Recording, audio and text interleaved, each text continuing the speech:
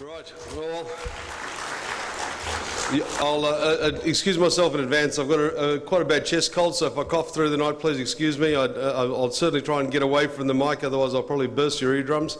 Lots to get through tonight. It is our 11th time that we've done this. It's always great to see you turn up. I mean, I think we had 350 booked in, so a few people must be stuck in traffic, but we're not going to hold up the night for them. We're going to get started, and you know, it's an interesting budget. I mean, it's a double dissolution budget. If you've been checking the history papers, it's about 30 years since we had the last double dissolution parliament in Australia, so we're now going to the polls officially on the 2nd of July. The last one was not a bloke called Gough. A lot of people think that that was the last time a double dissolution occurred in Perth, in Australia, but it was actually 40 years ago, Gough Whitlam.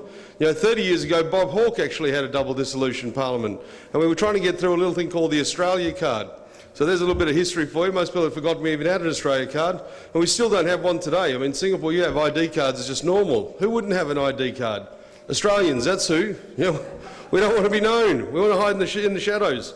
But this budget's going to have a lot of fun in it. You know, there's an election coming up. You know, we'll see what they've got for it, so let's get started. As always, I like to start with the key agenda. What is it, the message that they're really trying to sell? And this election, it's all about planning. You know, the economic plan was mentioned 4 times in the first 8 paragraphs of the Treasurer's election speech. Scott Morrison, plan. He just repeated himself all night long. The main reason, he wants everyone to think that Liberals are the only ones that have a plan, Labor are just stumbling through spending. I'm not sure if that's true, and like my little friend up there, a few of those plans have a couple of holes in them, so I'm not sure if it's the absolute right thing to do, but he's certainly pushing at the fact that vote for us, we've got a plan, we know what we're doing. It's all about jobs and growth, and again, you're going to hear this down in Australia over and over and over and over and over and over and over again, because they just can't get the message out enough. They did create 300,000 new jobs this last year, so that's a great record, and they're going to push that as hard as they can. They forgot to mention that they lost one job, that was Tony Abbott's, you know, but they created 300,000 other ones, which wasn't too bad. I suppose, to me, the biggest difference between moving into this new election campaign between the two parties, Liberal have very much put it on the table that they're all about stimulating. They want to stimulate jobs growth, they want to stimulate small business, they want to stimulate the economy, they want to grow the pie, as they call it. Where Labor are all about, I think, suffocating. They just want to spend and give people stuff. And they're going to do that through higher taxes and more debt. And we are already crippled with debt. So I've got to tell you personally, I prefer the stimulate plan rather than suffocate, but you still have to deliver on that plan and see what happens. You know, they're trying to get some credibility back. Again, you know, I think Prime Minister Turnbull came in September last year with quite a fanfare. Everyone thought, great, this guy looks pretty good. I was quite impressed because he's likeable. But in all truth, he's been asleep at the wheel. There's very little been done since September. And I think this is a big issue I think they face going into this election. No one can remember anything that happened because not much happened. They had the opportunity to bring in the gay marriage into Australia. Wasted.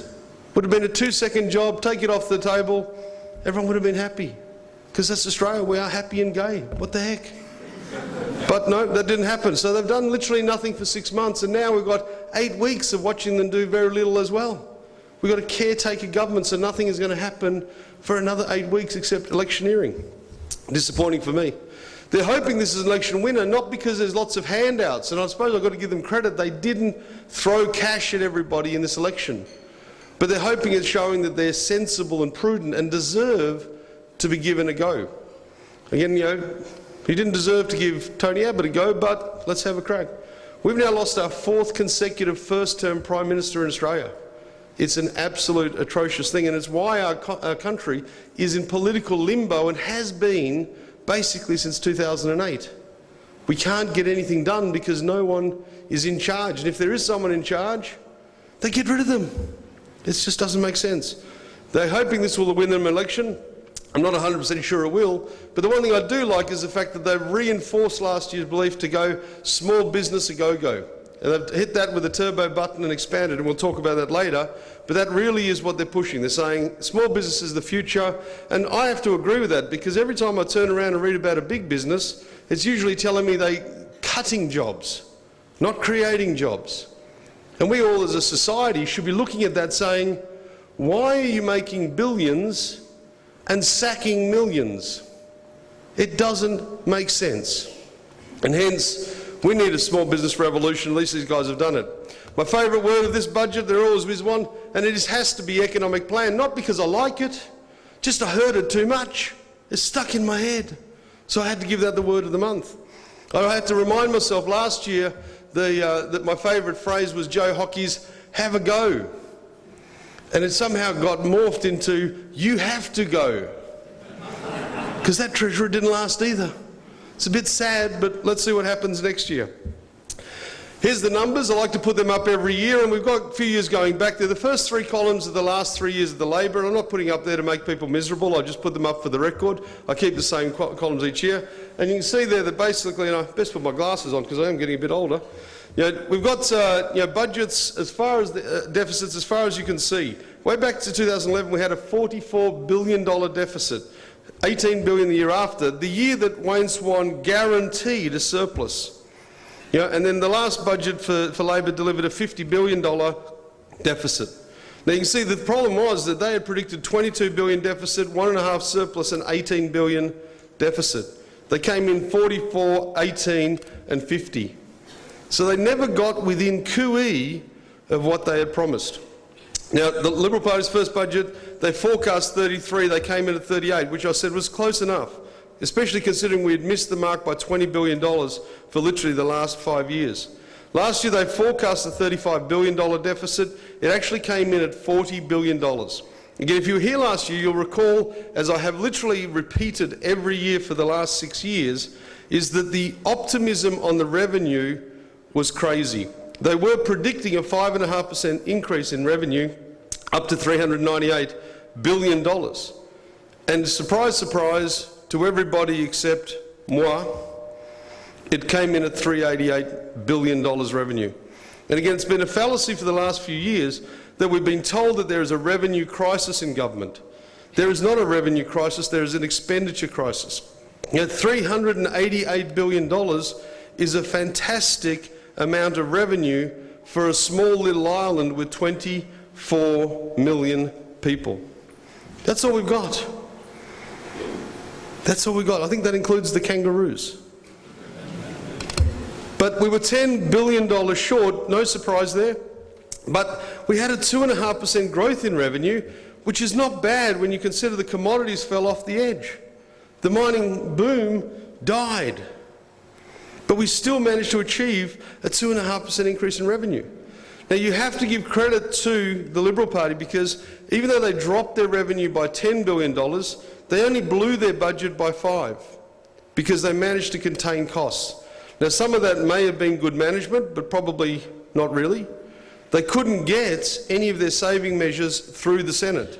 Hence why we are now doing a double dissolution election.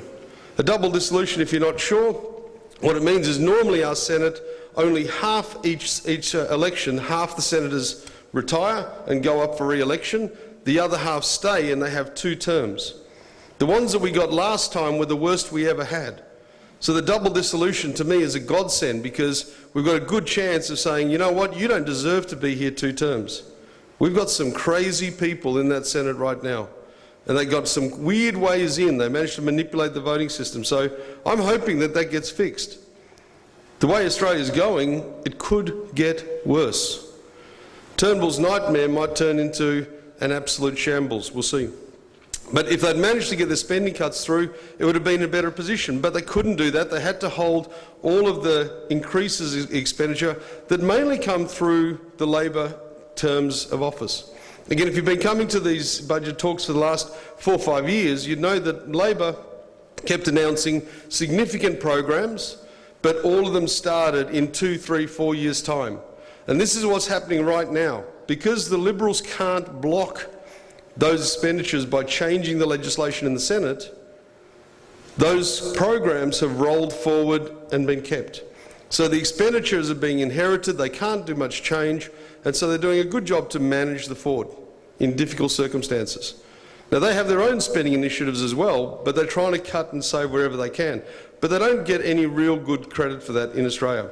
You can see payments this year kicked up to $425 billion, $5 billion less than expected, and that was largely because if you look at unemployment, that dropped from 6.5 estimate to 5.75. Now, that is a massive windfall in Australia for two key reasons. One, if you're unemployed, you get paid. And two, if you're employed, you pay a lot of tax. So that double benefit of getting one person working is a huge financial windfall for the government. And hence, whenever we can get that unemployment rate down, Australia actually gets in really good financial shape. Because we pay people to do hardly anything in our country. It's a bit of a strange place. Now, the expenditure growth grew at 3.1, which was modest. GDP was a bit softer than expected at 2.25, largely because of the commodities. Unemployment is so good, and CPI, I still live in shock that CPI is officially 1.25%. If you've been down to Australia lately, please tell me where it got cheaper. 12.5% I think inflation's running at. But the numbers keep telling me that. We'll talk about that later. In terms of next year's budget, we're now expecting a $37 billion deficit, down from the current year of 40. And that's meant to scale down towards $6 billion over the next 4 years. And a surplus is so far in the future that my eyes can't see that far. It is pretty much off the agenda completely, which is sad but real. And unless we can get control of government, regardless of which one you prefer, Liberal or Labor, the only thing I hope for in the 2nd of July election is please let someone be in charge. Don't hamstring whoever gets in with the same burden of lack of power to pass law. So we'll see what goes on. CPI is meant to kick up to 2%. That shouldn't be a surprise. The dollar kicked up a little bit and away it goes. So overall, the numbers don't really matter much. They're bad. The deficits are getting bigger. We've now come to accept that in Australia as normal. I don't think you would have seen any headline in Australia saying, "Oh my God, look at the deficit," because they don't care. As long as you keep giving me my stuff, I'm all right. Australians are obsessed with wanting more. It's just not right. Here's those 300,000 jobs that they've created, primarily in their household services. Someone has to mow my lawn. So they're getting jobs like crazy, looking after us. And that's largely because of our influx of population. We still have one of the highest population growths in the Western world, and that's why we all need some to be done. And in Australia, to do basic menial tasks, you get paid an enormous amount of money. We don't have imported labour helping us out. So these household jobs, which would be, for no disrespect, menial in Singapore, these are prime jobs in Australia. Baristas, garbage collectors, street sweepers. They get paid top money, $5,000, $6,000, $7,000 a month. A month. It's not bad cake. It's what I'm going home to retire to. You can see jobs have been lost in manufacturing, but that's been going on forever in Australia because we just don't do it very well, because we don't have cheap labour. We have high efficiency, high equipment, but even then we have high union interference, and therefore it's easier to go overseas, it's easier to import, and that's what we do. But professional services, doing well, business services, goods related, sales, they're all doing well. Why? Because we've got 300,000 more consumers in Australia this year than last year. That's all. That's our population growth that is propping up our economy and is essential. Now, even with all these jobs being created, imagine if they had another $15 or so billion that they could have spent stimulating the economy further. And just to give you perspective, that's what we're paying in interest now.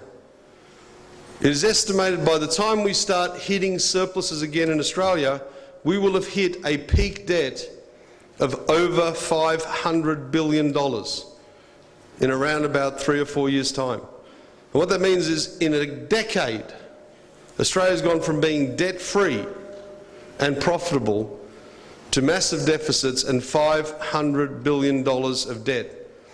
And I always remind people, I'm sorry to be repetitive, but our peak debt was $70-odd billion with 100 years of nation building. 100 years of no roads, no schools, no nothing, and we've somehow chalked up $500 billion and not much to show for it. And as an Australian, I'm disgraced at that. But everyone seems to be happy because it went into unemployment benefits, welfare, childcare, stuff that has no tangible future value but makes us feel a lot better, apparently. In terms of small business, this is basically just another repeat. You know, last year the government said, hey, we need the small business to go out and stimulate the economy, and it somehow worked because the economy, even with the mining economic boom slowing down, which was an investment reduction, not an output reduction, that hole was filled by construction and small businesses that did go out and go crazy. So what they thought is, geez, that did pretty good. It lifted our GDP up to 3%. If it worked once, let's do it again. The only thing I thought was bad last year, excuse me, in the budget was small business definition was turnover of $2 million. Now, if you are a small business in Australia, just buying goods and services, you'll turn over $2 million, but your profit might only be 50 on that.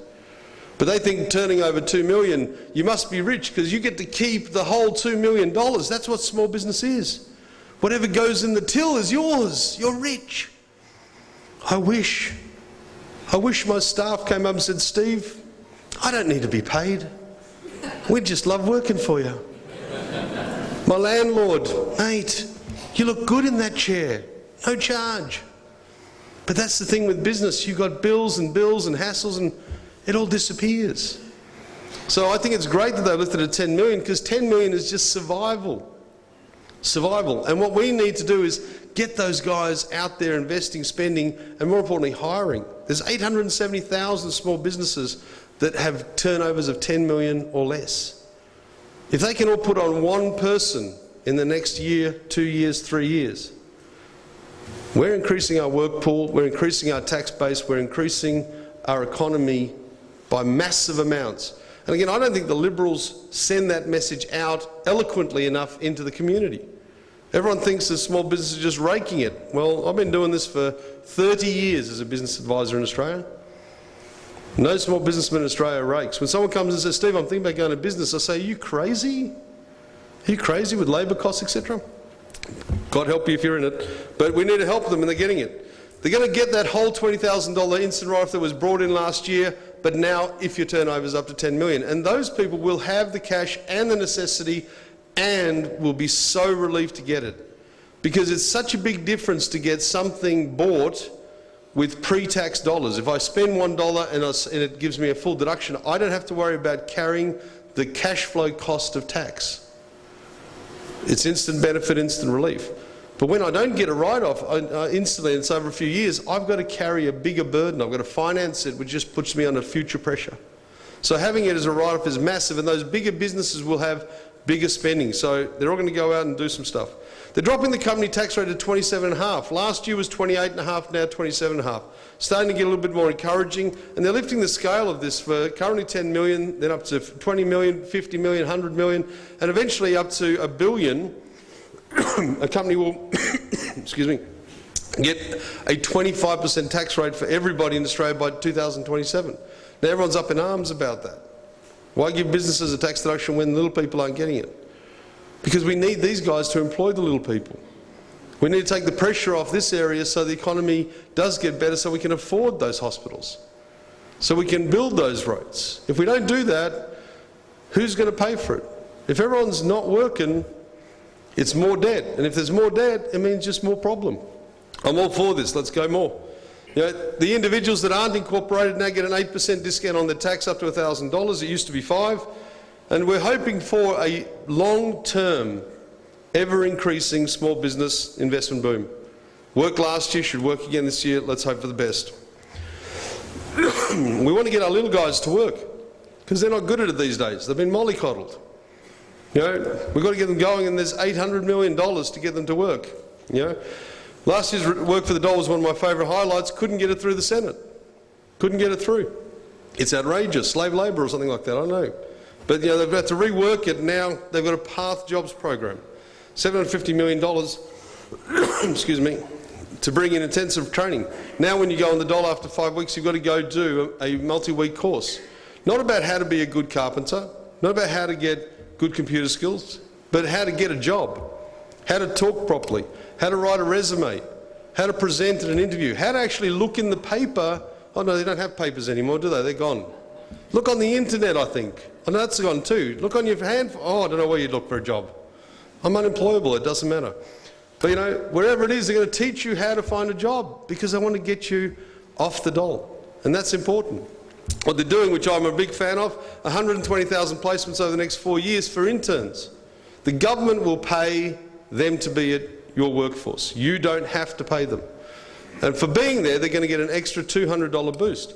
Now this is fantastic because it gets away that vicious catch-22, no job because of no experience. Well, how do I get experience if I don't have a job?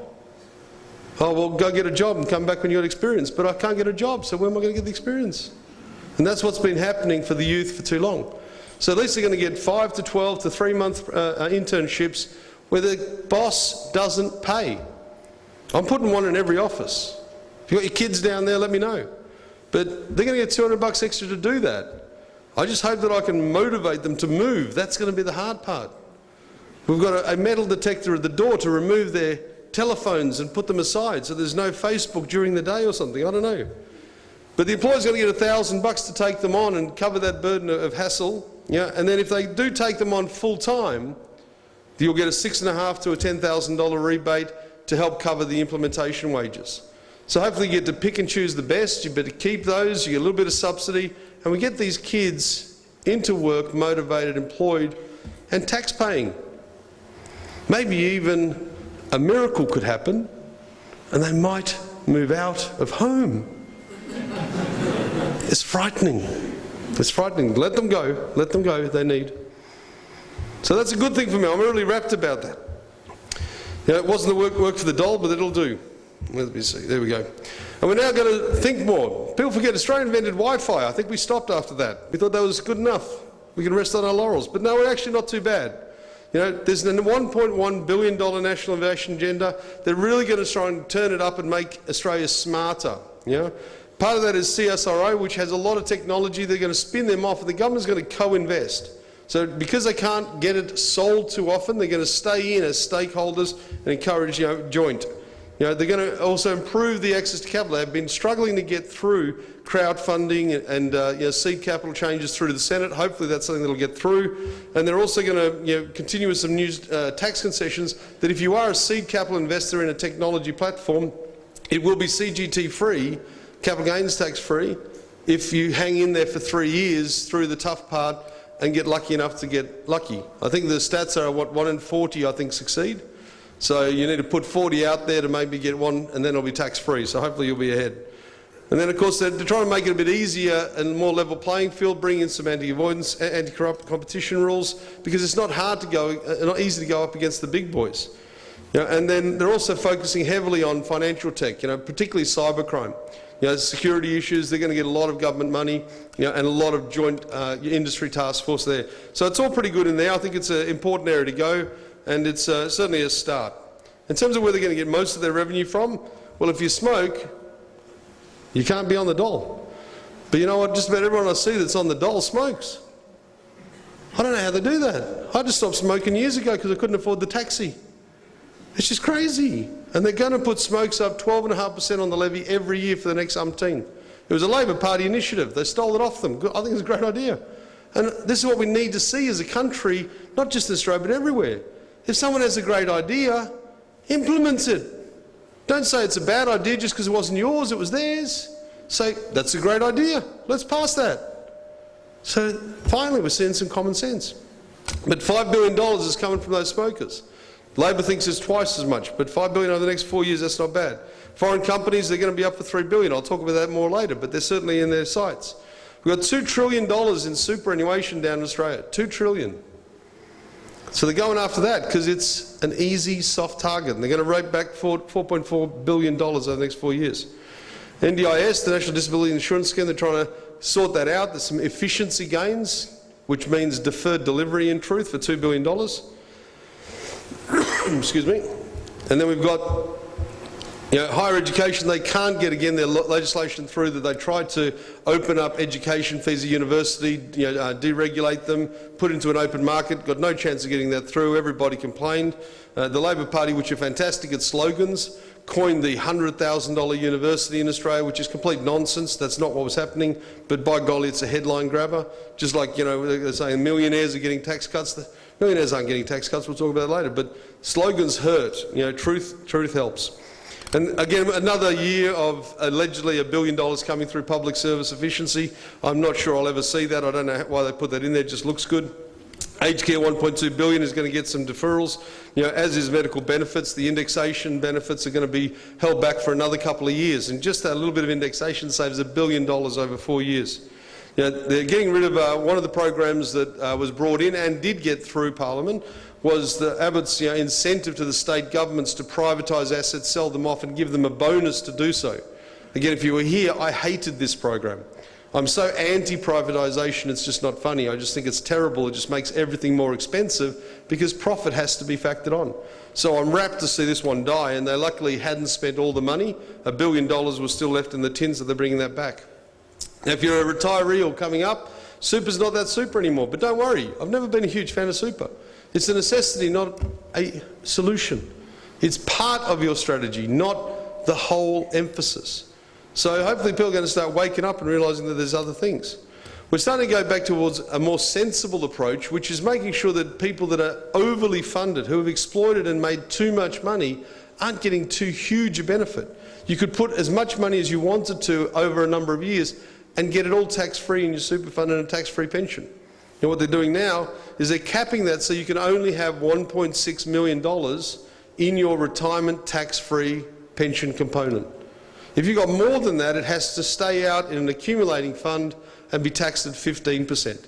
So you're not being taken away from it, you're not being overly disadvantaged. It's just they say, look, 1.6 is enough for a normal person, per person, to have and not pay tax. I don't have a problem with that. Any more than that in super, pay 15%, thanks. Sounds fair to me. I don't have a problem with that. But they're going up in arms in Australia. One of the reasons they're doing that is because you used to be able to put $180,000 a year, non-tax deductible, into your super fund to build that pot up as you move towards retirement. And they've now taken that away and said, no, only $500,000 lifetime. But what they have done, which is getting a lot of stink in Australia, if you've been watching, is they've said that $500,000 cap is backdated to any contributions since 2007. So they're saying if you've been putting money in since 2007, if you put in more than $500,000, you can't put any more in tomorrow. You don't have to give any back. If you'd put $800,000 in, you don't have to give back the $300,000. You can leave that there. But you don't get to put any more in. And again, I don't have a problem with that. It's not a big deal. There are other options to super. $2 billion, $1 trillion in that industry is enough. They're making enough out of it.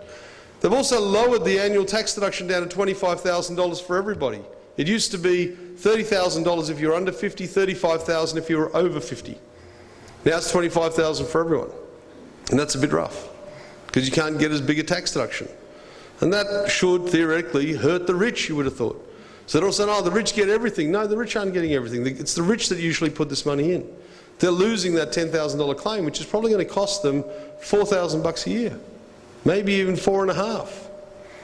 But I haven't seen that in the headlines. Rich save $1,700 but lose $4,500. No, let's not talk about that. That would be honest and have integrity. Let's keep moving. But what does happen, which I do like, and particularly for expatriates, is from now on, if you don't use your $25,000 contribution each year, tax deductible, and you've got less than $500,000 in your fund, you can accumulate it and use it as a one big lump sum. So if you're an expat, for instance, and you haven't contributed from now for the next 4 years when you go home, you can put a $100,000 fully tax deductible shot into your super on return. So for us, finally, we get a break. Sadly, it was an unintended break. They didn't give it to us because they like us. It just came accidentally. So it's a good thing for us. It's a little bit okay in Australia. I don't have a problem with it overall. What is also changing is currently if you put money into your super and you earn over $300,000 a year, you don't get the 15% concessional tax rate on contributions. You actually have to get a 30% tax rate for everything that goes in. Now that's being lowered from $300,000 salary down to $250,000 salary. So if you're in Australia earning $250,000 or more, put money in super, it's a 30% contributions tax, not a 15%. So again, for those people that are in that top 50 grand, they're about to get hit a little bit harder as well. Again, I don't have a problem with that. They apparently don't either. And one of the other things that's a big plus, particularly for expats going back later in life, is it was quite complicated before if you were 60, 65 or over and you didn't have much in your super and you wanted to keep contributing. There was some quite rigorous work tests that said, you can't just do it because you're retired and top it up. You had to physically be at work. They've been removed, so if you want to keep going up till 65, 70 and contribute, you can do so, which is, again, probably very good for expatriates and not so bad for people in Australia. And for lower income earners under $37,000, they'll get a $500 cash refund into their super fund to cover the 15% tax on their contributions. So they won't pay any tax. But there are lower contributions. So we wanted to try and encourage them to stimulate, and they'll have a similar system for your spouse too. So if you put money in for your spouse and she's not working, you're going to get a $500 rebate on those contributions as well. So overall, I think they've brought super back to a pretty sensible position. People are up in arms about the backdating to 2007. They're talking it's a retrospective tax. That's nonsense. It's totally not. It just means you missed the boat in putting extra in. But they had the 1.6 million cap anyway, so I'm all good for this. Other announcements? There was many. I'll try to pick the main ones that matter. $30 billion going into defence. I think 12 subs, 12 frigates, or 9 frigates and 12 patrol boats. Now the good thing is they're all Australian built, but they speak French. So we've got to now spend a lot of money retraining all the Navy to speak French because all the controls and the dials are all French. Hopefully they do remember to translate it before they hand it over. But they're going to be foreign built, but with Australian steel and Australian workers, so I can't complain with that. Again, for years I've always said that anything that's built in Australia should have a mandatory high Australian content. As much Australian stuff in that stuff as humanly possible. And for me, particularly when it comes to defence, I'm not sure if you'd like to go to war with the French after they just built your submarines. Might be a few little tricks in there, C'est la vie. But, the one thing I am rapt about, again, if you've been along, it's my constant whinge. We haven't had a dam in Australia since 1991. And I've whinged every year. There's more people drinking and there's no more water. Finally, we've got a $2 billion water fund to build some dams and some pipes. Not bad, because when you think in 1991 we had a massive population of 17 million. In all that time, we haven't put a single dam on and we've got 24 million now. So a little bit overdue, but better than never. $2.9 billion for public hospitals, make them a little bit more efficient, make the experience a bit better. Again, good, but everyone wants more. $1.2 billion for education, good, but everyone wants much, much, much more. You just can't satisfy the masses in Australia. And they've had billions and billions and billions from both sides of the fence, and still they just want more. It drives me nuts in Australia. Whenever you see someone interview, they say, did you think that was good? Yeah, but we need more. Well, can't you just say thank you for that? Wasn't that good enough? No one's charging you for it, it's free. Yeah, but if it's free, it should be the best. I don't want a push bike, you should be giving me a Harley. I don't get it. And of course, I always like to see ISIS get bombed, another $360 million to go for that. That's all pretty good. There's $100 million, very important, going into anti-family violence to really get some programs going, awareness, counselling, etc. Passport fees are going up again, $20 for an adult, $10 for a senior or a child. Not much, but I just thought you'd like to know since you're over here. Great Barrier Reef, this is about the only main environmental offering in the budget, a bit disappointing. They still don't understand the word climate change. I did hear the government, I don't know if you're watching Q&A last night, they said, oh look, we don't have to mention everything in the budget, do we? Because we're doing stuff on climate change. We just didn't have anything in the budget about that. Well, I had to tell you that Australians are so thick, you have to mention it in the budget. Otherwise they don't know if you're doing anything. So they should have just said, yeah, we're going to put $50 million to a research on climate change. And everyone would have said, yay, that's good. Won't make a difference, but they would have been happy. But the Great Barrier Reef needs instant repair, and they're getting $170 million to do that. And if you're into gay marriage, and I'm not, but that's only because I'm already heterosexually married, but I'm absolutely for it. And it's ridiculous in Australia. We're about to spend $160 million on a gay marriage debate, a referendum, and another $160 million on whether we should apologise to the Aboriginals for stealing their land. And we've got no money. Now, I don't know about you, but the strange thing in Australia is if you're in a same-sex relationship, you're already legally recognised in law as de facto. So all we're keeping happy is the churches that say, oh no, we don't want to have them formally married, but we're already legally married. It's just a waste. We're going to spend $160 million for something that's already there, but that's the way it is. And we should be saying sorry to the Aboriginals, but we should be looking for some ways that they can improve themselves too. And $160 million could have made a big dent into reform in the bush. Could have done a lot of things, but hey, let's just vote on something that none of us know all about. That's even better. $160 million bucks.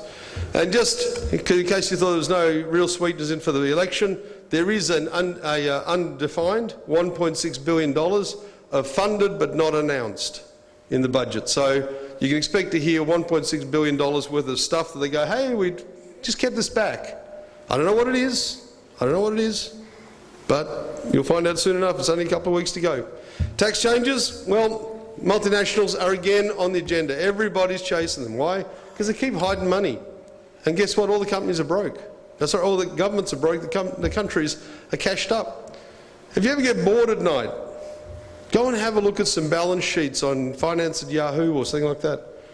There is more billions of dollars on balance sheets of major corporations than there is anywhere else in the history of man. No one's got as much money as major corporations. If we put it all together, we could probably wipe out the entire US debt and Australian debt. But no, it's just sitting in the bank. But still, I'm laying people off like crazy. That makes sense. I mean, if you've got $20 billion in the bank, why would you want to be socially responsible? It doesn't make any sense at all. They're going to go after with a 40% diverted profits tax, which basically means if you're seen to be having money overseas that you should have been declaring tax in Australia and you paid 80% or less than you would have paid in Australia, they're going to charge you 40% on that. But the trick here is it only applies to businesses with $1 billion of turnover or more, and 25 million of that in Australia. So it's going to get the big guys. Thankfully, I'm not up there yet, so I'll keep diverting my profits overseas for a while longer. But 678 million is going to the tax office to... oh, I'm recording this. I shouldn't have said that. Rewind. No, it's too late. $678 million is going to the tax office to do this and everything else. If you think you can hide money overseas, you can't. If you think you can get away with stuff, you can't. Be good, be fair, be reasonable. It's not that bad. Come and see a good tax planner. We'll make sure you're looked after. If you're a bit of a boozer, wine and spirits are pretty happy. Wine have been whining for ages because they don't like the way the wine equalisation tax has been working, because it's been favouring the Kiwis for ages, and also the low-cost producers. They get all sorts of rebates back on the wine tax, and that's being cut back down, which will make it a little bit even more playing field for the boutique wineries. They'll love it, that. And if you're a distiller or you like your gin and rum, it's all going crazy in Australia. Anyone with a stainless steel tube and a Bunsen burner is just making stuff. We've got all these boutique breweries, we've got all the blooming distillers everywhere you turn. I'll go to my wine country and there's distillers. I don't know what's going on. It's an invasion. But they're happy because they're now going to get their refunds too. It's all good. And for you guys as expats, if you're Australian and you did university there, you now have to start paying back those loans. It was announced last year, it's come in now. You've got to record yourself by 1st of July 2016, that's only a couple of weeks ago, the day before the election, that's right, I knew it was something. So if you are not a client of us, you need to record yourself with the tax office portal, or come and be a client of us and we'll look after you and you won't have any hassles and we'll make sure you're protected. And negative gearing, which they've all been going for, Labor is going after it. Liberal have said, no, we're going to leave it the same, and they should. One of the great ironies is a lot of the stats you see on negative gearing in the press at the moment, they're 3 years old, when interest rates were 1-2% higher. Negative gearing is almost gone in Australia anyways, because interest rates are so cheap, not that many people are negative gearing. Most people are covering or positive. So it's a bit of a mute argument. Again, if it's not broke, don't fix it. And this is very important to our economy, especially when you think it's the only thing propping it up is that construction industry. We need those jobs, we need that economic activity, we should leave it alone. Tax rates creep.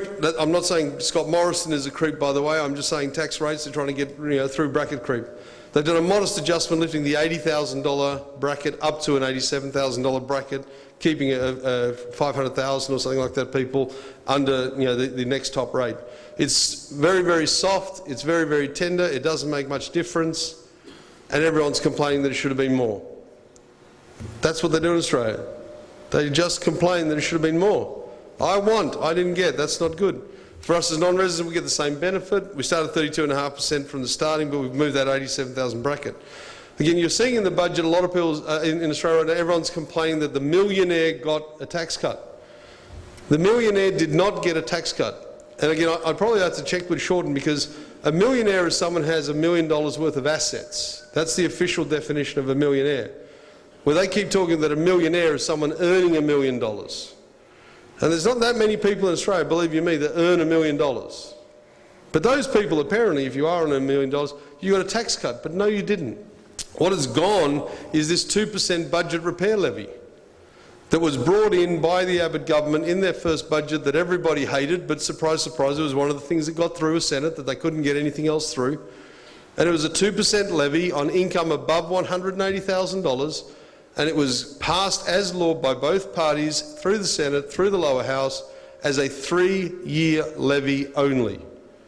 So this is not being a tax cut, it's a tax expiry. It was a special levy, just like it was when we had the floods in Queensland.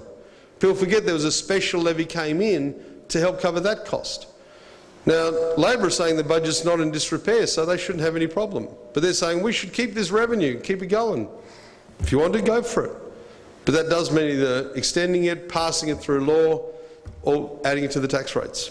It was going to go. Is it a good thing or a bad thing? It really doesn't matter. It's just gone. Now, what we do have is the 2% Medicare levy, and included in that is a 0.5% NDIS, which will start increasing soon. But overall, tax rates are pretty much the same, just a minor adjustment in the middle, and everyone wanted more down the bottom, but that's just Australia. In terms of our economy, you can see here, it's doing quite well. It's up at 3% growth, better than expected, doing pretty well, which is another great reason that you, of course, get rid of your Prime Minister. If you're doing pretty well, you should get rid of them. And you can see here we've got rid of 4 Prime Ministers in their first term, not by the electorate, by their own people. Their own party said, we don't want you anymore, get lost. But I'm not finished, I've only still got 1 year to go, 2 years to go. Nah, don't worry about it. Pack up and get out. And you can see, do we have a recession? No. Did Rudd collapse the country? Maybe increase the debt, but didn't collapse the country. Did Gillard? No. Abbott? No. But let's just get rid of them anyways. What the heck? It's fun. It's now common. It was sad that we did it, and we were the first country that ever got rid of a first-term Prime Minister. This happened 4 times. That doesn't make sense. But still we go on. Let's see if we get rid of this 4th-term Prime Minister. Now, what was a pleasant surprise is on budget day, the RBA came out and dropped interest rates a further 0.25%. I still believe unnecessary, but I'm sure it'll be welcome. At the same time, they're stuffing up all the interest rates in the back end, so we don't know if we've got a rise or a fall. It's just all a mystery. They're changing things, which we'll talk about in a sec.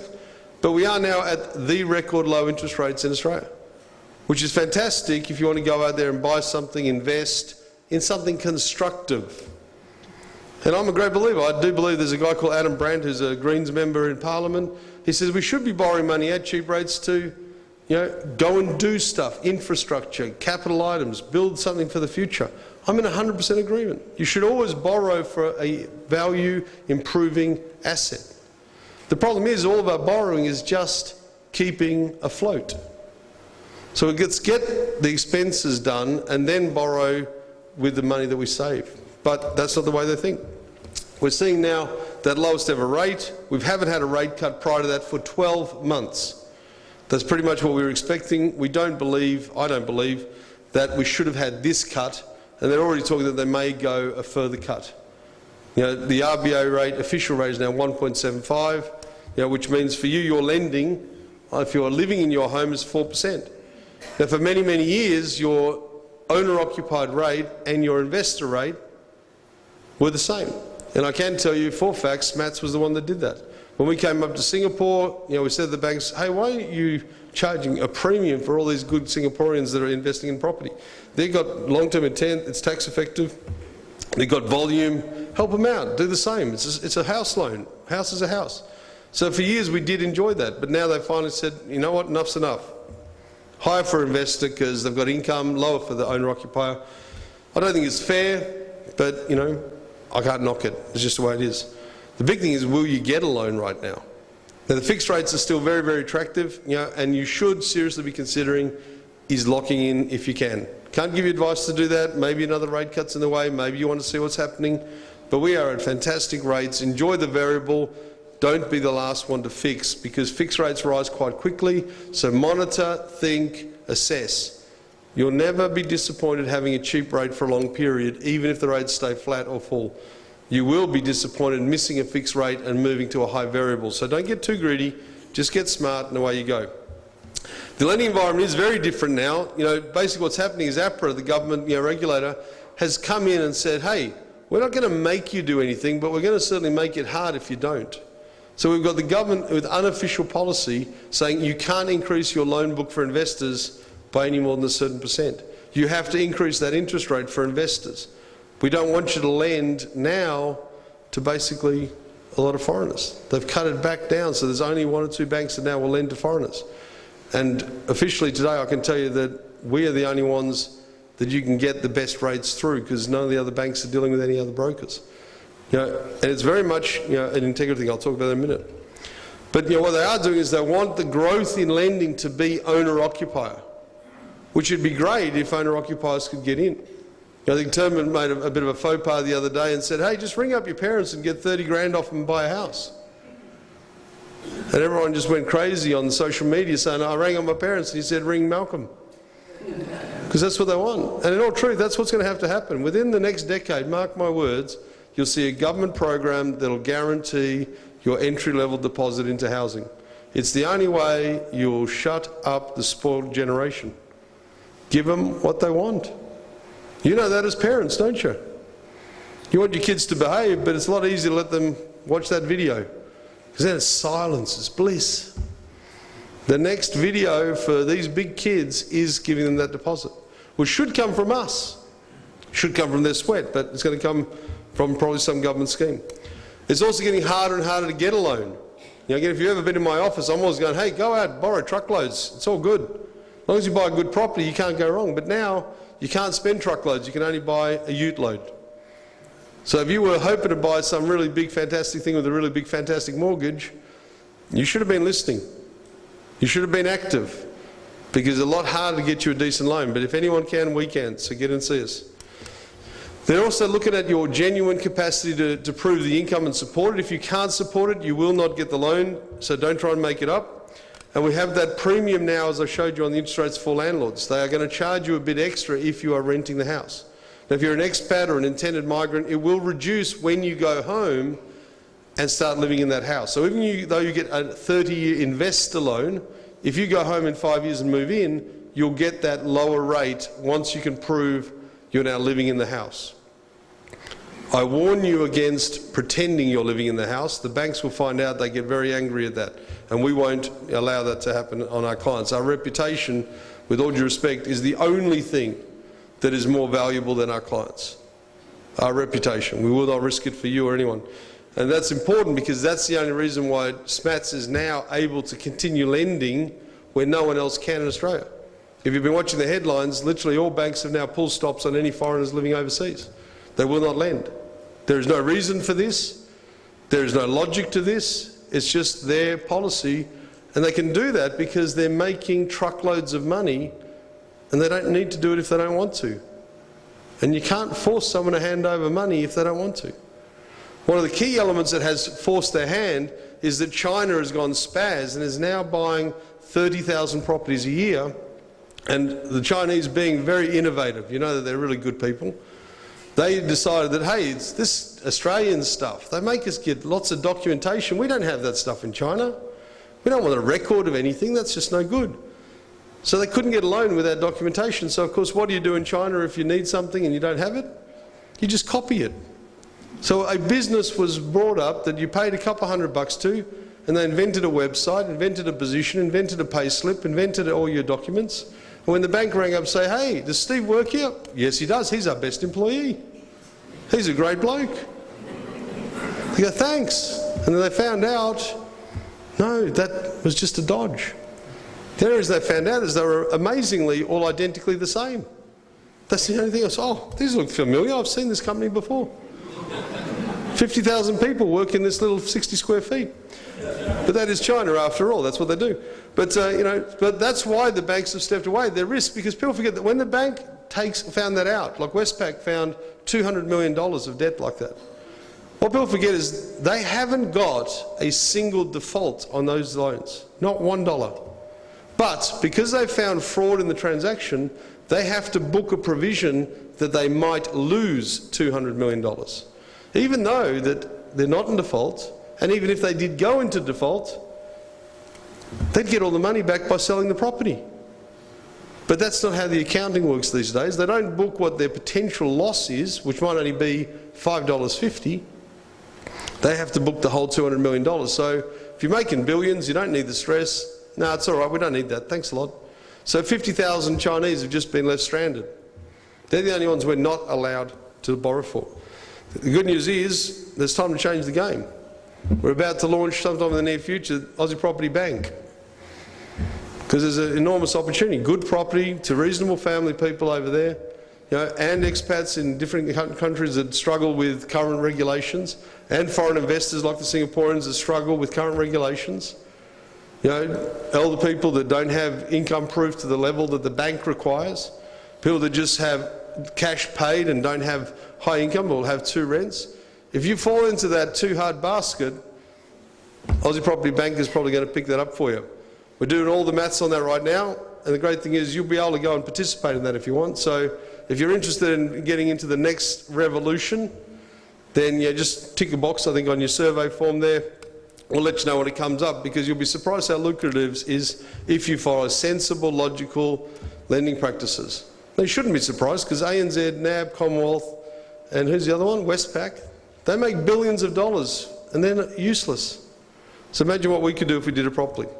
The currency, you'd all know that the dollar against the Singers back at what, 101, 102, got up to about 105 recently. Against the US, it started around 80 cents, it got down to 68, got back up to 78 just recently, and then of course the RBA knocked interest rates down, and it's back now at $1.03, $1.04 today, I think.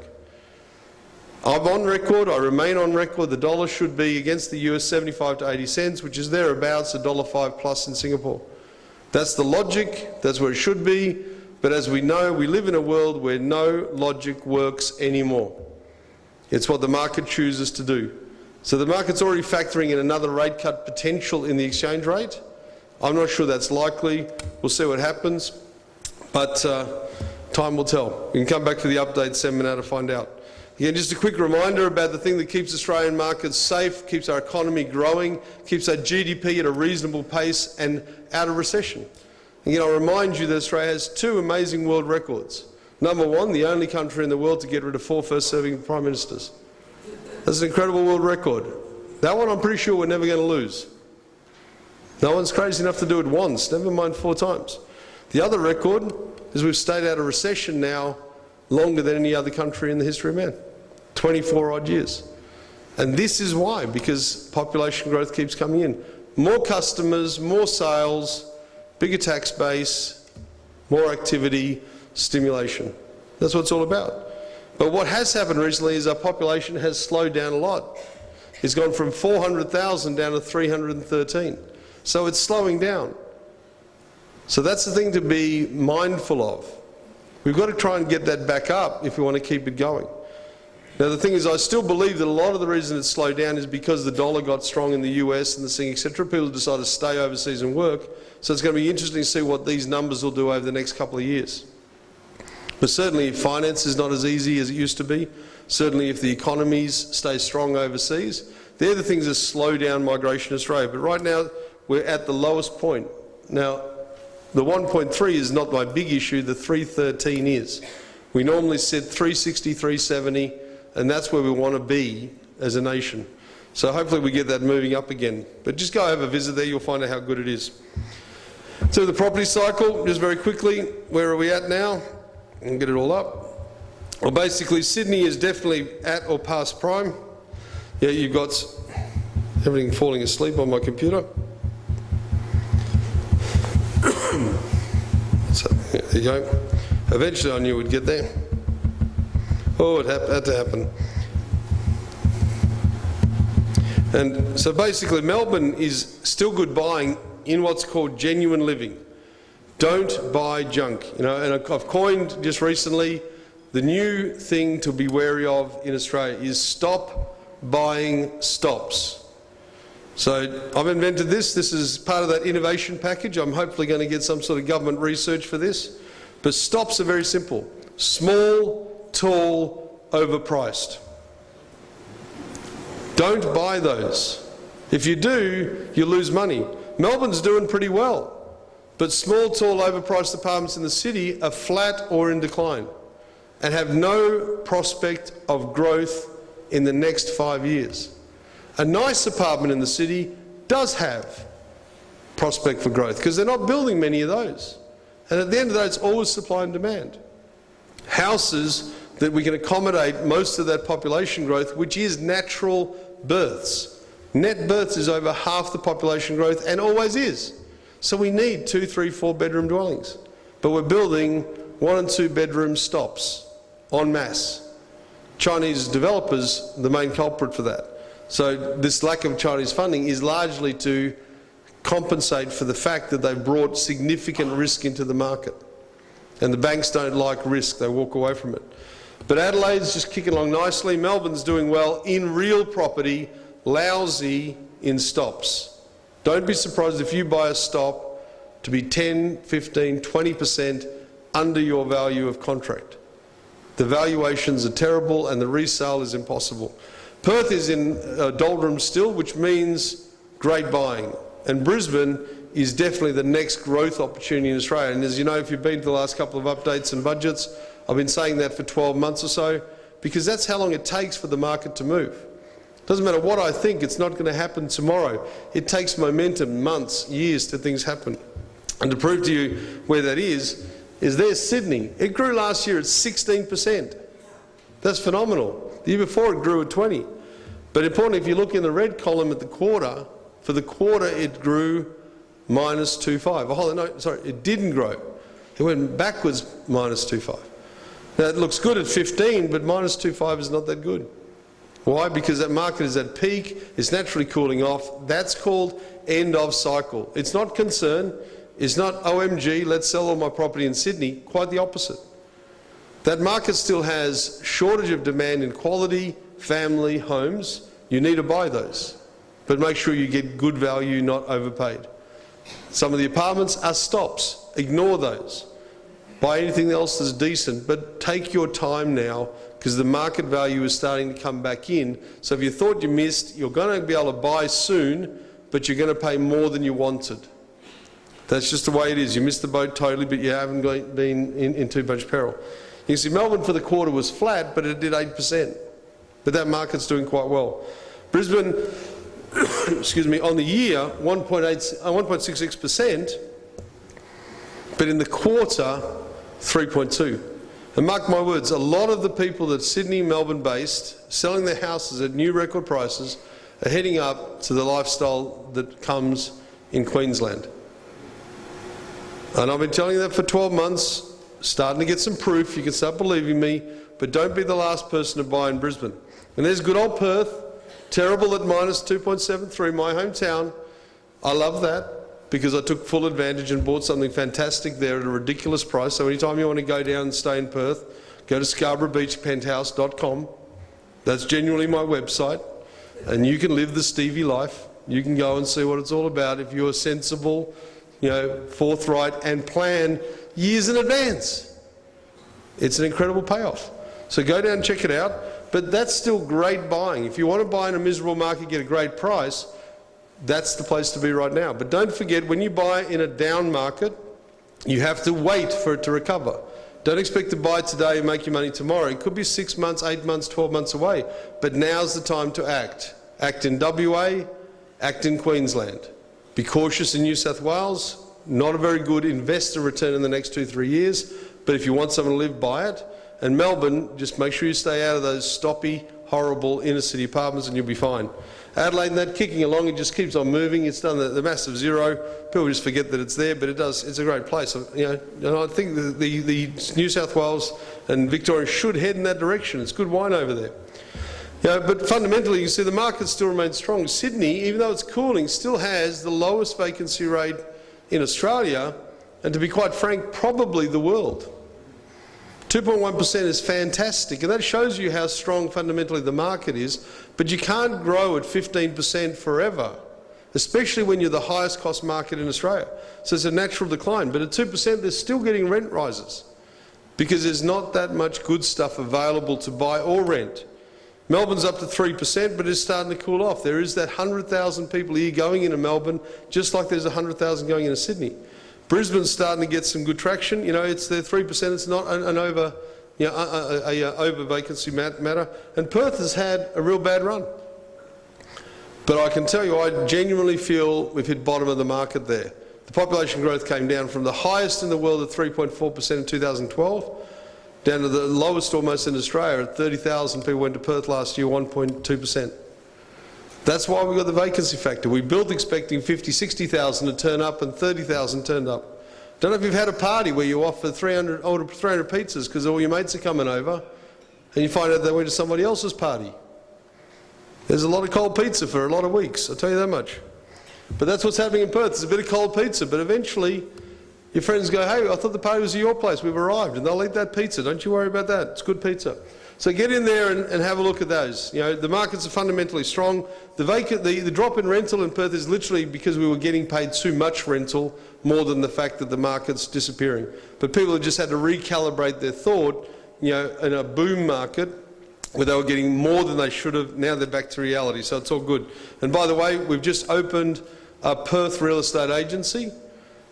And for the first time in West Australia's history, you can now access the best quality property management at Australia-wide prices. If you've got a property in Perth, you know they charge you 9.35% for your property management, where in the East Coast it's 6.6. Well, now if you've got a Perth property, we're doing 6.6 because we're national, we care, and we can do value through efficiency and through hard work. So if you've got a Perth property, come over and see us, because if your rent has dropped, the one thing you will want to do is drop your cost. But don't drop the service standard. Come and get an improved service standard with a lower cost. Finish it off, you'll be glad I'm almost there. Highlights of this budget? Well, I think it was good that it was calm and sensible. We didn't see them overly worried. We didn't see them freaking out, doing mass change. They've just come and reinforced some of the good things that worked last year, put some good long-term strategy in, and made some good sensible decisions. You know, I think it's a smart decision to encourage people to be active, to get small businesses to engage and employ and expand. It's necessary if we want to keep our economy in good shape. That small business is the engine room of growth, and they're really sticking some fuel in that fire. I love the fact that we're going to try and get youth to work. But you'd know as a parent, that's a very frustrating and difficult task. So let's hope they do a better job than the parents. You know, we've got a 10-year vision in this budget, even though they might only have 10 weeks left to be in charge. It's very tough to know where this election is going to go. It really is tough. Australians are so dependent and wanting that they haven't been given anything, and they don't understand what's going on behind the scenes too well. And the Libs aren't that good at explaining it. You know, I think they were good that they did not go out there and go crazy with the carrots to win the next election. But I think they really do need to step up to the plate and show some sensibility. And I'm glad that we've got negative gearing. I obviously, you know, I'm obsessed with that. I wrote the book and everything on it after all. But, you know, my best thing of this budget is finally a dam. 30 years. God, my mouth was parched. It's so good to see it. I love it. They must have heard. Someone must have come along to last year's seminar. I think it's bad that we've lost sight of our surplus. It's absolutely shocking, you know, and it's still not even talked about in the public. Now, there's murmurings in politics, but no one in the public forum is saying, hey, we need to get rid of this debt. There haven't been anything that really did good stuff for property. Keeping negative gearing is good because it does encourage investment and supply, but we need to provide lower cost quality housing at reasonable distance to our cities in Australia. And they could have given some incentives to state governments. They could have done some, support schemes for first home buyers. They could have done a few things, but they've done nothing, which sadly is pretty much what they've done for a long time. Now, the removal of negative gearing will not have the desired benefit that they talk about in Australia because it doesn't help you with your deposit. You can get rid of it. You can stop it completely. But if you haven't got your deposit to buy your house, it doesn't matter how many investors turn up because you can't compete because you don't have a deposit. Have you ever played poker without any chips? You might have the best hand, but you can't play. I think there's a disappointment to me that we haven't looked at foreign investment policy. The China issue is getting bigger and bigger and bigger. China is in love with Australia, in love with Australians' property, in love with our farms, in love with everything Australian. And the scary thing is that they're just waking up. They think they're going to slow down the growth by not offering lending? No, Aussie Property Bank will help there. They think they're going to slow the growth by being discouraging? No, there's 1.4 billion people there. Last year, 30,000 Chinese bought an Australian property, and that is nothing. It's going to keep escalating because it's so much better in Australia than China. Don't believe me? Go there and check it out. Glad for the Great Barrier Reef, sad for the climate. The government should have just said we care about the climate because everyone says, well, you mustn't. If you didn't say, you mustn't. So that's going to hurt them. And I really think this budget, as good as I believe it is, has been pitched to the wrong audience. And I'm not sure that audience is listening. Mr. and Mrs. Average, Mr. and Mrs. Youth is not caring what's right financially in this country. They're not caring whether or not we should be sensible, whether or not we should stimulate the people to create jobs. They just are caring, what do I get? And this is not a budget of handouts. So it could be that they've gone and done what I consider to be a 7 out of 10 budget, and they could be delivering it to an audience that came to watch a totally different movie. No point going on and watch a chick flick if they put on Rambo. It's a bit of a strange situation, but let's see. We'll see what happens with the election. I think we'll probably be back to do an update once that happens. Again, overall, I hope they're giving you a good idea. Bit same, bit sensible, bit stimulus, but there's still a lot of work to be done to prove that it can be delivered, and hopefully we get the Senate fixed so that whoever is in charge come 2nd of July evening, they can actually do what they want to do, right or wrong. And that's the only wish I have for the 2nd of July. I think Australia's got some great potential coming forward. Get into those value markets right now before the rest of the Chinese arrive, because they're going to come. On that note, thank you very much for your attendance. I think there's a questionnaire on there, and we'll be all done. I'll take some questions. Thank you.